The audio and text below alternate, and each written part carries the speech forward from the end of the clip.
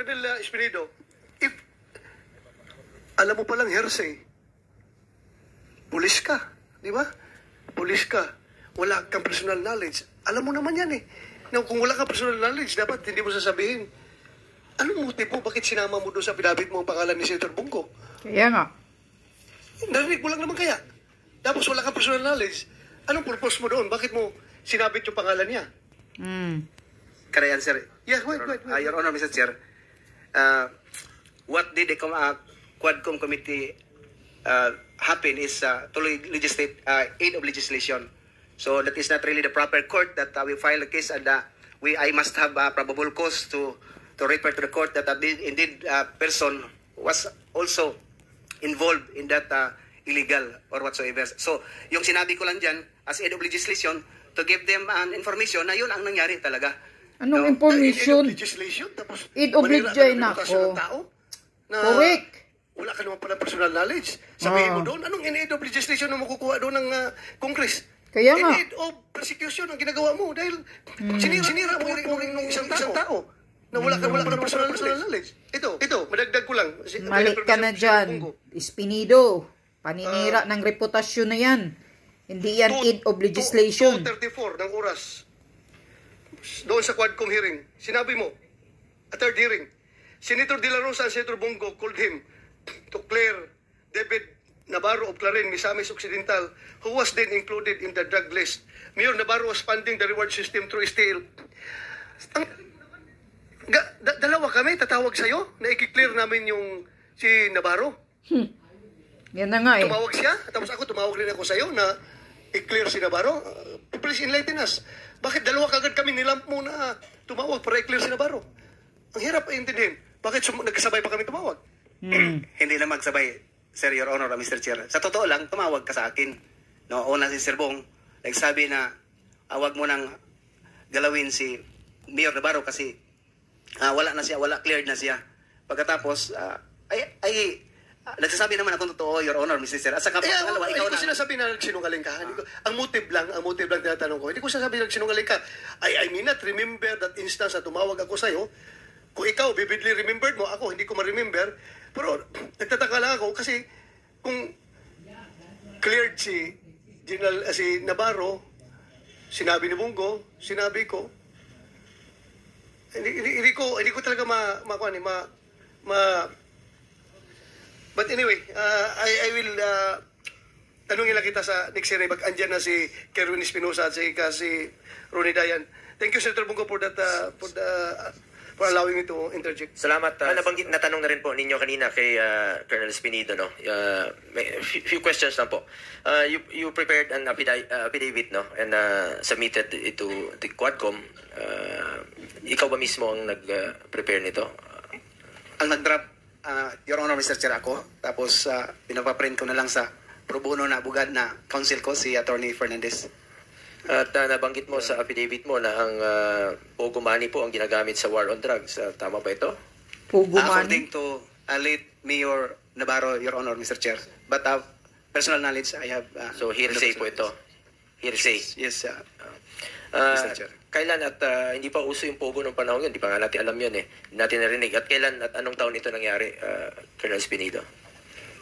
For me, Your Honor, Mr. Chair, I've heard the Pogo, 2007 pa siguro nga may illegal gambling na, no? Pero sa what I've said, mentioning late Mayor Navarro, right after na kung matandaan mo, Mr. Chair, Your Honor, na nagtawag ka na cleared na si Navarro kasi nagpunta siya sa inyo na parang nagsasabi siya na hinanap ko siya, target ko siya, when in fact ako ang chief of police at the time sa Usamis. Wala akong pakialam sa Clarin, so focus ako sa Usamis. But then dumating din yung punto na parang nagpakialam ako sa ibang lugar na hindi naman totoo. So ang pagpunta niya doon sa office ko, kausapin ako na inutusan mo raw na para maklear talaga siya, hindi na siya matakot sa akin, na since isa din, Your Honor, Mr. Chair, na tawagan ko naman lang, sabihan ko naman lang siya na ikaw kasali, tinakot ba?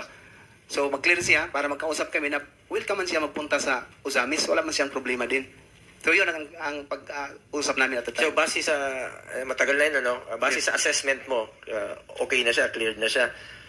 Yun ang nag-usap kayo. Hindi ko rin alam, Your Honor, Mr. Chair, kasi wala man akong list na paano din i-cleared siya kung sakali nasali din siya. So ang katanungan natin dito is sa recollection mo, sa maalala mo, no? Yung sinabi mo, tinawagan kita to clear dito kay Mayor Navarro. Hindi ko na maalala, mga leader din natin yun doon sa Mindanao. Ang tanong ko lang naman sa iyo, Spini, bakit kailangan siyang magpa-clear sa iyo nung panahong yun? Yun din ang naano ko, Your Honor, Mr. Chair, kasama ko nga yung deputy ko, na bakit magpunta siya para sabihin hindi siya matakot sa akin kasi ang pag-alam niya, isali ko siya sa list daw. Yun ang pag-intindi ko na magpunta siya. Kaya pinapunta siya from your end na hindi ako kasali sa watch list. Kaya nga recommended ako sa inyo sir na tumawag si Senator si Sir Bongo sa inyo para to prove na ako wala akong kasali sa list. So, ibig sabihin, kiniklear niya yung sarili niya sa iyo at wala siyang dapat ikatakot. Yes, Your Honor, Mr. Chair. Anyway, yung nakalagay kasi doon sa affidavit mo, no, nung mga nakaraan na nabanggit po yung pangalan ko. Na-mention mo eh. Yes, may nagtanong sa'yo doon. Kaya gusto ko lang po i-klaro. Narinig mo naman po kanina. Wala naman tayong participation dyan sa war on drugs. Sa pagkaalam mo at gusto ko lang pong tanungin ka muli dito harap-harapan. Meron ba akong direct or indirect participation dito sa sinasabi mo? Nung magsalita ako sa Quad Committee, Your Honor, Mr. Chair, sinabi ko na yun na personal knowledge wala ako. Yun lang ang statement doon sa affidavit na ganun lang ang narinig ko. But personal knowledge to you kung ano ang Max, chismoso ka rin sitwasyon pala. na ikaw about for that matter sa Squadcom na pinag-usapan, wala akong personal knowledge sa inyo, Mr. Chair, Your Honor. Yun lang gusto ko lang maklaro. So, purely hearsay yung sinasabi mo. Sa narinig mo lang. Yes, Mr. Chair, Your Honor. Yun lang po. Gusto ko lang iklaro. Kasi medyo iba yung narinig natin doon. Nabanggit mo na ngayon na wala kang personal knowledge. Yes or no? Yes, Mr. Chair, Your Honor.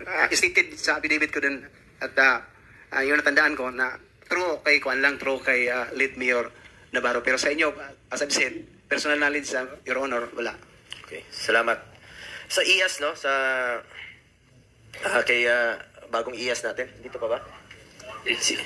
Si Attorney Dulay, dati po siyang USEC, no? From alam niyo nung mga unang taon ng pamumuno ni dating Pangulong Duterte, galit na galit siya dito sa Ninja Cups. Dahil armado po ito, pagamat dinoblin na natin yung sweldo ng mga pulis noong 2018, effective 2018, para magtrabaho talaga sila. Nandiyan dyan pa rin yung mga tinatawag na Ninja Cups. Ano na ho bang status sa mga kaso nila? Ilan na ho bang naparusahan? Dahil maalala ko noon, naging usapan yan dito sa Senado. Nagkaroon po ng hearing for ilang linggo po, no? Or buwan. Umabot po ng buwan ng hearing yan dito sa Senado. At kung matatandaan natin, naimbestigahan po ito sa Senado noong 2019 kasi ito nga yung rason na galit si PRRD sa Ninja Cups. Dinoble na niya ang sweldo, nagloloko pa rin, ruwapatay, deadly po itong mga Ninja Cups, involved po sa sindikato, involved po sa droga. Sabi nga ni Pangulong Duterte noon, wala siyang inutos pumatay ng inosente. Galit siya at gusto niyang, sinabi niya kanina, wala siyang inutos pumatay ng inosente, galit siya at ang gusto niyang tugisin ay ang itong mga Ninja Cups na ito. Kaya ako tinatanong ito dahil kumakalat po sa SOCMED, sa social media, ang splice video where I was quoted that I said a reward system on war on drugs. Hindi po war on drugs yun. Kung papanoorin niyo po ang full video, hindi ko po tinutukoy ang reward system sa war on drugs dito. Tungkol yan sa pagtugi sa Ninja Cups. It was after a Senate investigation on Ninja Cups wherein the Senate and PRRD were reconciling the list of alleged Ninja Cups. Yun ang tinutukoy ko doon. I was merely quoting the former president in his desire to arrest and put an end to these Ninja Cups since I was asked by the media kung anong sinasabi po ni PRD noon. Lahat naman ng media, paglabas ko rito, anong sinabi ni Pangulong Duterte at sinasabi ko naman, I am not authorized to speak in his behalf. No? Hindi ko naman pwedeng sagutin yan dahil senador na po ako noong 2019. At patuloy pa rin sila nagtatanong, kaya na-quote ko lang po si dating Pangulong Duterte. Usapin po ang tinutukoy sa interview sa akin noong 2019 ay ang pagtugis po ng mga ninja cops na nang-abuso sa kanilang kapangyarihan, pumapatay at nakikipagsabuatan sa mga drug lords. Yun po ang tinutukoy ko sa interview based sa binanggit ni Pangulong Rodrigo Duterte noon. Tinatakot niya po ang ninja cops at kung pakikinggan niyo po muli ang sinabi niya at sinabi ko, inulit ko lang po yung tinanong sa akin ng media sa Senado. Hindi po ito tungkol at wala po itong kinalaman sa walang basihang parata ngayon na di umunoy reward system kapalit ang buhay ng sinuman noong panahon ng war on drugs ng Duterte administration. Tulad din naman po ng sinabi ni PRD noon sa kapulisan, gampanan po nila ang kanilang tungkulin, proteksyonan ng buhay at kapakanan ng mga inosente sa paraang naayon po sa batas. This also goes to show that PRRD did not tolerate any abuse of power from the police. His statement somehow prevented abuses to happen by stating a stern warning that anyone who goes beyond his duty will be punished. His strong stance against criminality out of pure love for the country is why he is loved by many. Banggit po kanina ni Senator Bato, iba po yung pantakot, intimidation. Mr. Chair, wala pong lugar ang mga abusadong law enforcers sa Administrasyong Duterte dahil ang dating Pangulo pa mismo, galit na galit talaga siya at dito sa mga tinaguriang ninja cops. Kaya po, gusto ko nating marinig sa IAS kung ano na ho ba ang nangyari dito sa mga ninja cops, sa mga tiwaling pulis na nang-abuso ng kanilang kapangyarihan, pumapatay at nakipagsabuatan po sa drug lords. Kumusta na po ang mga kaso nila? Meron na bang na-dismiss? At hihilang po kami ng update ng komite. Mr. Chair, yung pong sa Ninja Cup, sa akin pong pagkaalala, ito po ay resolusyonan po ito bago po ako nag-assume ng aking opisina. Hindi ko lang po hawak ngayon, Mr. Chair, yung details po noong kaso na yun. Ngunit ako po ay handang magsabit po sa committee na to nung update po doon sa mga kaso po na yun. Sige po, pwedeng paki-submit na lang po sa komite. Opo, Mr. Chair. Sa ngayon ba, meron pang mga ninja cops? Hindi ko po masasabing ninja cops po, pero tuloy naman po ang pagtugis po namin doon po sa IAS, lalo po doon sa mga nai-involve po na ating mga kapulisan, doon sa mga may pagputok po, paggamit ng baril, pag may namatay po. Tuloy-tuloy naman po yung aming pag-imbestiga po sa mga motu proprio cases po natin, Mr. Chair. Salamat, Attorney Dulay. Balikan ko lang po si Colonel Espinido. Colonel Espinido, to clarify, no? Sinabi mo na tumawag ako to clear Mayor Navarro. I merely relate to you for you to do your job regarding his implication to drugs. Ganun naman nun. Daming mga mayors na lumalapit sa amin. Hindi ko na po mapangalanan. Maraming lumalapit na mga incumbent mayors na nababalita raw yung pangalan nila sa droga. So hindi naman po ako ang validating. Hindi ko naman po trabaho yan. So pinapasa ko po sa inyo to validate. Hindi lang po sa inyo, even sa DILG kay Secretary Anyo noon, even sa ating mga GPNP, pag may lumalapit na mga mayors, not only sa Mindanao, even in Luzon, medyo naawa na nga kami dahil nagmamakaawa na gusto niya i-clear yung sarili niya. Pero hindi, sabi namin, hindi po dito sa amin, hindi po kay Presidente. Meron pong ahensya niyan, ang DILG, ang PNP, ang PIDEA, to validate. So, ni-refer ko lang po ito siguro sa inyo. Isa po sa mga na-refer ko po sa inyo. I did not tell you to clear him. Wala naman po akong alam o mandato o katungkulan dyan sa pag-clear. Kayo pong nakakalam, trabaho nyo po yan bilang pulis dun sa area ninyo. Tama ba, Colonel Espinido? Yes, Your Honor, Mr. Chair. That's why I understand for that reason, pinapaintindi ko siya nung pumunta siya sa akin na ganun, wala akong alam kasi dito lang ako sa Uzamis at saka hindi ko din papil yung magsali sa kung ano ang validation sa watch list. So talagang inano ko sa kanya, hindi ko kasali or alam kung ano ang record mo, Mayor. Pero ang sa kanya to clarify also na baka may intention ako or may alam ako sa pangalan niya. So that's only the way ng pag-uusap namin, Your Honor, Mr. Chair. So klaro po. At kung wala kang personal knowledge tungkol sa akin, dun sa affidavit mo, bakit mo sinama yung pangalan ko at bakit nasingit yung pangalan kung may pumilit ba sa'yo? Remember, you are under oath po, no? Correct. May nagpapirma ba sa'yo? Wala kang personal knowledge, Espinido. Ba't mo nilagay? That's why, ang personal knowledge sa Your Honor, yung tanungin ako, nagsabi ako na wala akong personal knowledge sa inyo about sa, for that matter, no, na masabi natin na napag-usapan. True lang kay Mayor late Mayor Navarro. Kaya may nagsabi sa'yo na isingit yung pangalan ko. Kung since wala ka namang personal knowledge. Wala Bakit naman, nasingit? Wala naman siguro. Sigurado Mr. Chair, ka? You're under oath. Wala Kasi naman siguro. Sa affidavit, although marami-rami yun ang paragraph. Kaya meron bang nagpahabol sa'yo na isingit yung pangalan ko? Yes or no lang naman. Wala naman, Your Honor, Mr. Chair. Sigurado ka? Yes, Yun talagang ginawa mo na affidavit? Original affidavit? yun naman ang original sa akin na, Your Honor, Mr. Chair, yung ginawa ko. Kasi napunta ko doon para pag-testify, ginagawa na ako ng affidavit ko. Pero wala kang personal knowledge naman tungkol sa akin. I attest to that, Your Honor, kasi number one, kilala kita. Pagkatapos sa tanong naman doon sa Quadcom, sinabi ko rin na I have no personal knowledge about sa sinabi na ni late Mayor Navarro. Bakit mo sinama yung pangalan ko sa affidavit? I'm just only relating for the message, the word came from Mayor na pinupunta ako dito. Pagkatapos stated man doon na, Your Honor, Mr. Chair, bakit nasali, no? Nag-explain siya na pinapunta ako ni Sir Bong para maklear pangalan ko. In fact, mayroon nga ako ngayon, ang dala ko ngayon yung sa last two basta ganun sa illegal gambling ang hinawakan niya, siya ang kasi na pag-usapan yun, Your Honor, Mr. Chair, kasi ako lang ang hipi ng Miss Oak na hindi tumatanggap ng yung sa gambling, no, yung may monthly na ibinigay. So nagtanong siya bakit hindi ako magtanggap. Alam mo naman yun ang binigay ngayon. Hindi ko lang yun na lasto. Basta parang inano na ngayon, Your Honor, Mr. Chair. So yun na pag-usapan na ang pakay niya, di na ma-inform ako na pinahintulutan naman, legal naman yung sa gambling na ibinigay sa mga polis.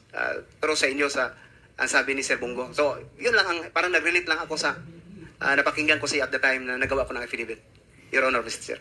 So you're putting on record, you included here in your affidavit? Yes, at saka sinagot ko din sa mga member ng Quadcom, Your Honor, Mr. Chair. Yan ang mali mo, Espinido. Napakinggan ko lang yung kay Mayor.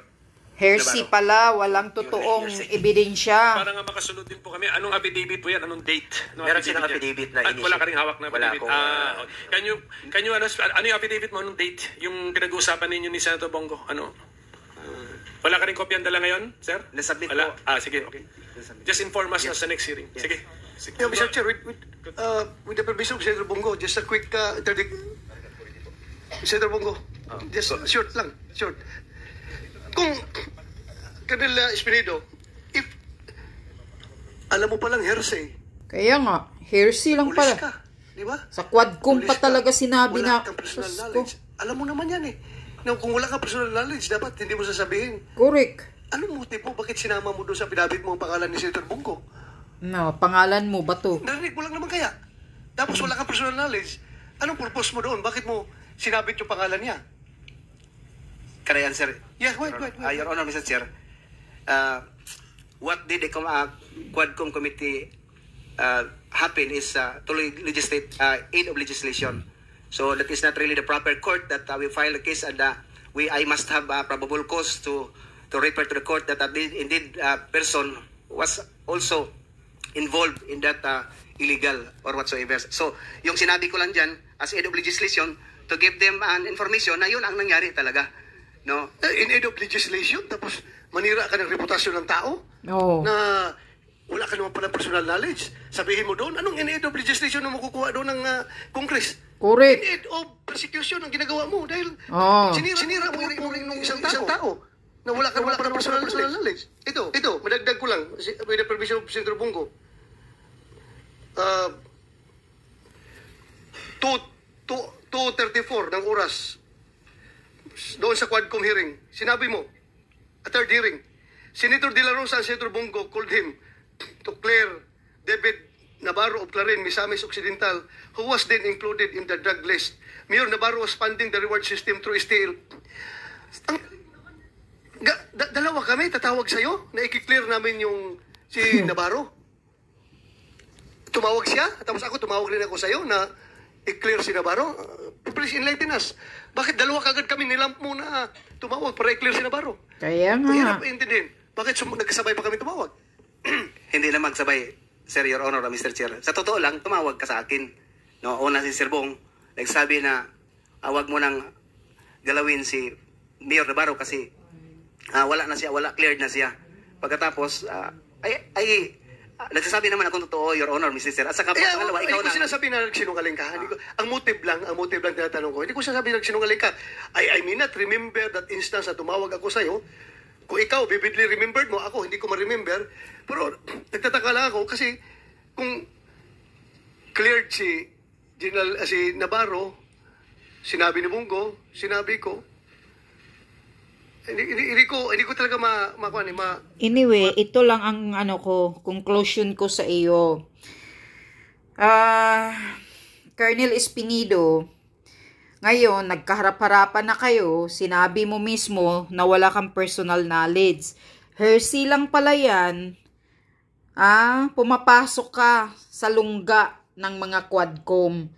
Kasi sa mga sabi pa ni Maharlika, na yung Quadcom na yan, talagang may utos daw na talagang sisirain ang mga pangalan ng lahat na nakadikit sa mga Duterte at mga kaibigan ni Duterte. Talagang sisirain ang reputasyon. Kaya ikaw, Espinido, pumasok ka sa lungga ng Quadcom. Kung wala ka palang personal knowledge, hearsay lang pala yan, at saka hindi naman yan totoo, wala ka palang personal knowledge about kay Bungo, or kung totoo yan, at saka yung pagtawag sa iyo pala, sabi ngayon ni Bungo ay nire-refer niya lang dahil hindi naman siya pwede ang mag-validate sa pag-clear kay Navarro, kaya tumawag siya sa iyo para mai-refer sa iyo. Pero binigyan mo na pala yun ng ibang meaning. Yan ang mali mo dyan, Colonel Espinido.